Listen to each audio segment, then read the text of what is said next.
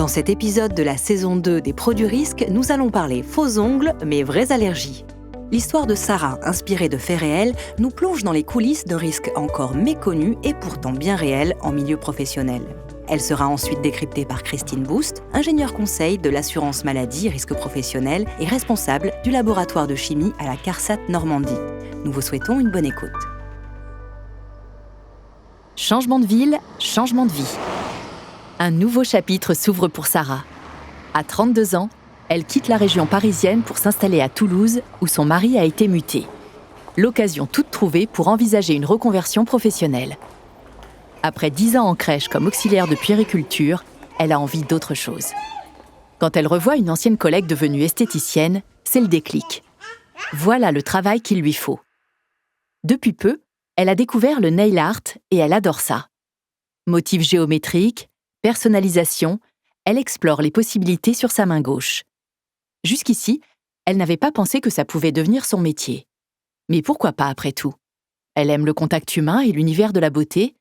Elle s'imagine bien travailler dans un salon. C'est décidé, elle s'inscrit à un CAP esthétique cosmétique parfumerie qu'elle complète d'une formation en prothésie ongulaire. 2 ans plus tard, son diplôme en poche, elle intègre un petit salon au centre-ville de Toulouse.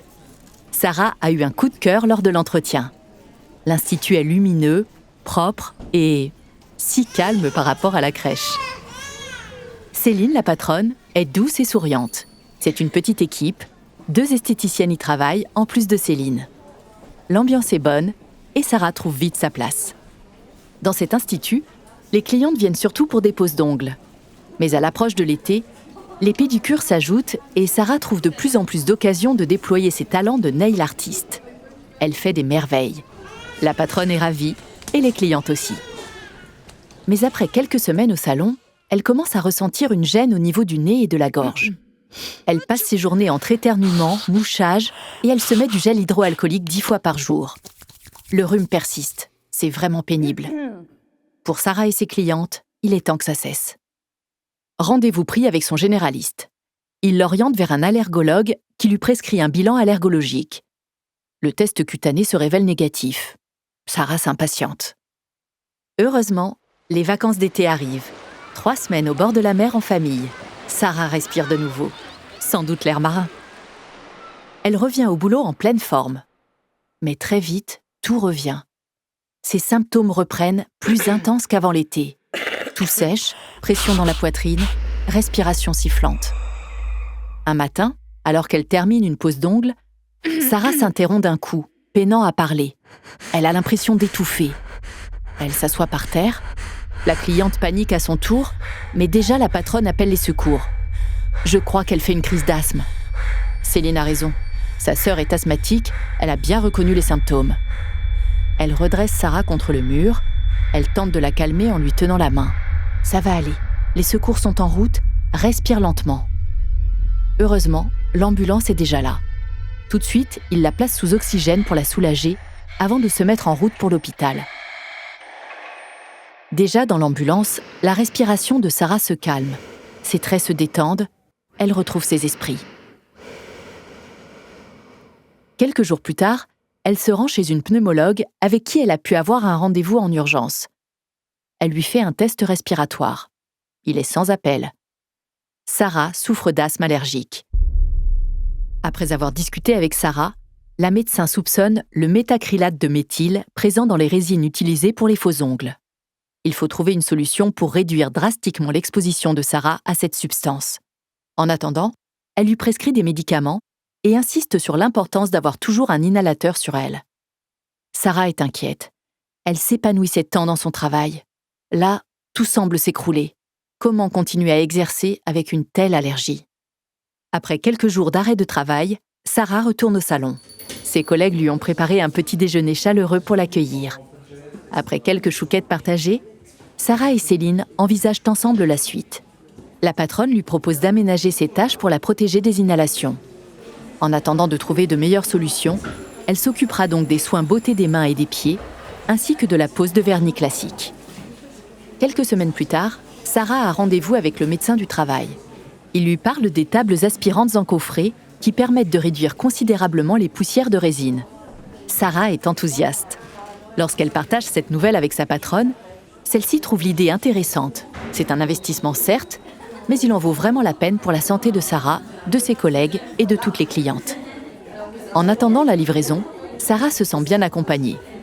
Si l'asthme ne disparaîtra jamais complètement, elle sait désormais comment anticiper et réduire les crises. Mais surtout, elle est rassurée. Elle pourra continuer à exercer le métier qu'elle aime. L'histoire de Sarah se finit bien, heureusement, mais l'exposition répétée aux produits chimiques peut avoir de lourdes conséquences. Christine Boust est ingénieure conseil de l'assurance maladie risque professionnel et responsable du laboratoire de chimie à la CARSAT Normandie. Nous l'accueillons aujourd'hui pour comprendre comment prévenir ce type de risque dit chimique. Christine, bonjour. Bonjour. L'asthme, on en a tous déjà entendu parler, mais est-ce que développer de l'asthme en raison de son activité professionnelle, c'est quelque chose de courant ? En fait, oui, c'est courant. Et dans le cas de Sarah, l'asthme est lié à l'exposition aux poussières de résine qui est utilisée pour reconstituer les ongles, et aussi à une substance qu'on utilise qui s'appelle le méthacrylate de méthyle. En fait, l'asthme, c'est une maladie allergique. Certaines personnes peuvent la développer avec de très faibles expositions, et parfois même dès le début de leur formation professionnelle. On retrouve aussi dans cette profession pas mal d'allergies cutanées. Et aussi, les salariés utilisent souvent des gants sans se poser la question de la source de l'allergie. Les dirigeants aussi peuvent ignorer les risques allergiques car ils ne l'ont pas rencontré. Dans le cas de Sarah, la solution proposée est une adaptation technique de son poste de travail. De quoi s'agit-il exactement ?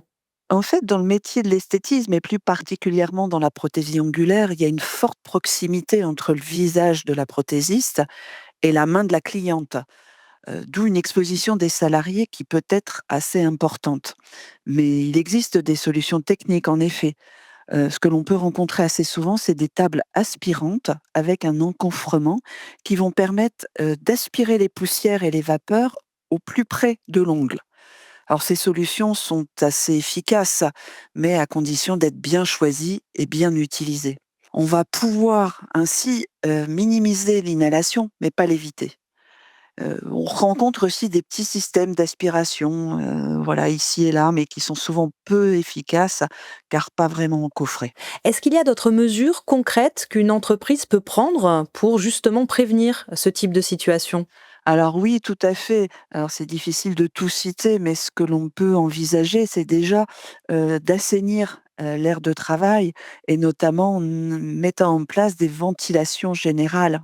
Ce qui est aussi nécessaire, c'est de sensibiliser les chefs d'établissement et les salariés à cette problématique.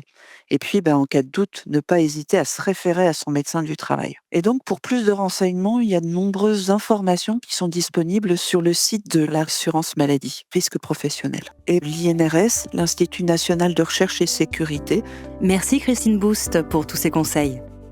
Les risques professionnels concernent tout le monde, alors pour aller plus loin, je vous invite à découvrir les autres épisodes des Pros du risque et à consulter la rubrique entreprise sur amélie.fr. L'assurance maladie risque professionnel, des solutions de prévention pour les pros.